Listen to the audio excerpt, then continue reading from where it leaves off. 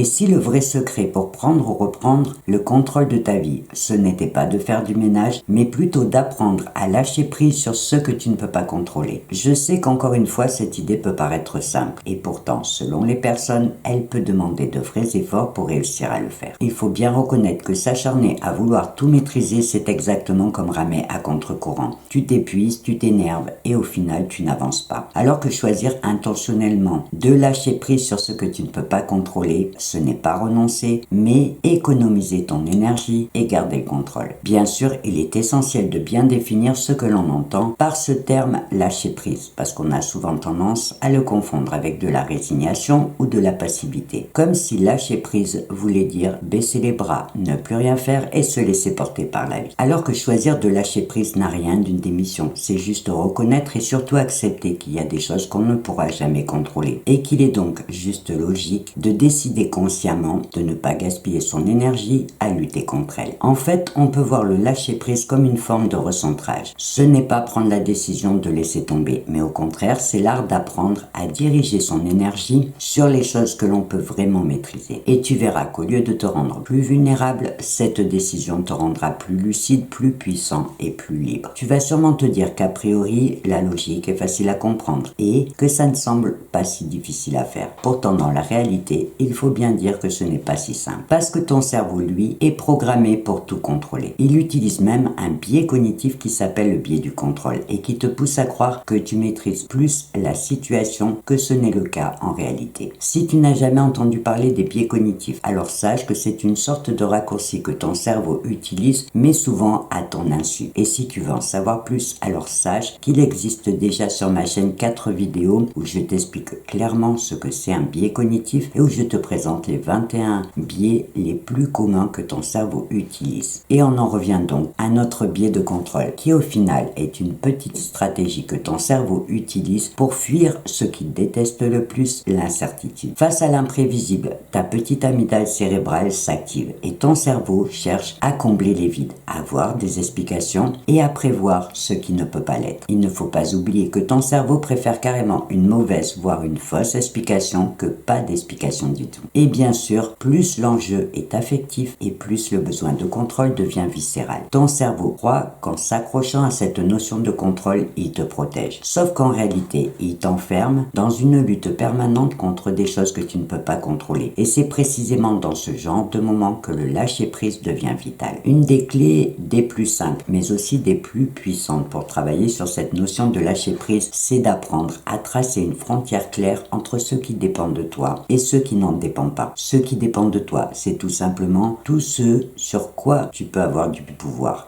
Tes pensées, tes actions, tes réactions, tes attitudes, tes efforts et tout ce qui ne dépend pas de toi, c'est ce qui dépend des autres et des circonstances extérieures. Les décisions des autres, la météo et les imprévus de la vie. Et c'est cette distinction qui va te permettre d'éviter de t'exposer à des frustrations permanentes et aussi d'économiser ton énergie. Prendre ou reprendre le contrôle de ta vie, c'est reconnaître et accepter cette frontière comme la base de ton vrai pouvoir intérieur. Ça ne veut pas dire que tu ne ressentiras plus aucune émotion face à ce qui t'échappe, mais que tu auras choisi consciemment de dépenser ton énergie dans les choses que tu peux faire avancer et transformer. Pour bien illustrer le danger de refuser le lâcher-prise, je vais te donner un exemple un peu extrême mais bien parlant. Ce que certains voyants appellent le retour d'affection ou le retour de l'être aimé. C'est-à-dire des pratiques qui sont censées pouvoir forcer quelqu'un à revenir, à rester et à aimer une personne contre sa volonté. Je ne parlerai pas de la question du résultat, mais plutôt de l'intention qui se cache derrière ce genre de demande. Parce qu'au fond, c'est vouloir imposer à une autre personne ses propres désirs, en essayant de manipuler ses choix, ses sentiments et sa liberté. Et cette intention-là, aussi désespérée puisse-t-elle paraître, est profondément malsaine. On peut comprendre qu'un manque d'amour peut être douloureux, et que l'absence d'une personne peut laisser un grand vide dans la vie d'une autre. Mais comment peut-on en arriver à préférer contraindre une personne à rester et à nous aimer plutôt que de faire le choix d'apprendre à s'en détacher, à se reconstruire et à apprendre à travers cette épreuve. Je sais que cet exemple peut paraître extrême, mais il montre parfaitement que l'incapacité d'une personne à lâcher prise peut mener jusqu'à des comportements qui vont détruire l'autre et soi-même. Évidemment, le lâcher prise ne concerne pas que les drames affectifs. Il s'applique aussi à toutes les petites situations du quotidien où tu perds inutilement ton énergie. Quand ton collègue ou ton conjoint prend une décision qui ne te convient pas, tu pourras donner ton avis, dialoguer, mais sans perdre de vue qu'au bout du compte, cette décision lui appartient. Quand il pleut le jour où tu as prévu une sortie, tu ne pourras pas faire changer la météo. Par contre, tu pourras adapter ton humeur et tes plans. Et quand tu penses sans cesse à une erreur du passé, tu ne peux pas l'effacer, mais tu peux choisir de lui trouver une place pour l'intégrer dans ton histoire sans qu'elle influence ton présent. Pour faire simple, à chaque fois que tu réussiras à lâcher prise sur quelque chose qui ne dépend pas de toi, tu reprendras le contrôle en économisant ton énergie et ton mental pour le consacrer à quelque chose que tu maîtrises vraiment. Alors pour conclure sur ce sujet, je te dirais que l'essentiel à retenir, c'est que le lâcher prise, ce n'est ni un abandon, ni de la résignation, ni une fuite, mais au contraire, une preuve de lucidité, d'intelligence et de maturité. Parce qu'au final, lâcher ce que tu ne peux pas contrôler va renforcer ton vrai pouvoir, celui de créer, de transformer et de pouvoir agir sur ce qui dépend vraiment de toi. Alors, la prochaine fois que tu ressens de la frustration, de la colère ou du découragement, avant de te laisser emporter par tes émotions, demande-toi tout simplement si la décision dépend vraiment de toi. Si la réponse est oui, alors continue d'essayer d'avancer, même à petits pas. Par contre, si la réponse est non, alors accepte de lâcher prise et concentre-toi sur des choses sur lesquelles tu peux vraiment faire la différence. Au final, on peut dire que le lâcher prise, ce n'est pas renoncer, mais au contraire choisir tes combats et la direction dans laquelle tu veux vraiment aller. Pour aller encore plus loin, dans la prochaine vidéo de cette petite série sur la prise ou la reprise de contrôle de ta vie, je te parlerai de notre principe fondamental, identifier et te protéger des influences de la société qui peuvent te manipuler à ton insu. Je sais qu'on est souvent convaincu qu'on les connaît et que de toute façon on peut rien y faire. Pourtant, en prenant conscience et en comprenant mieux leurs mécanismes, on peut dans certains cas se montrer plus vigilant.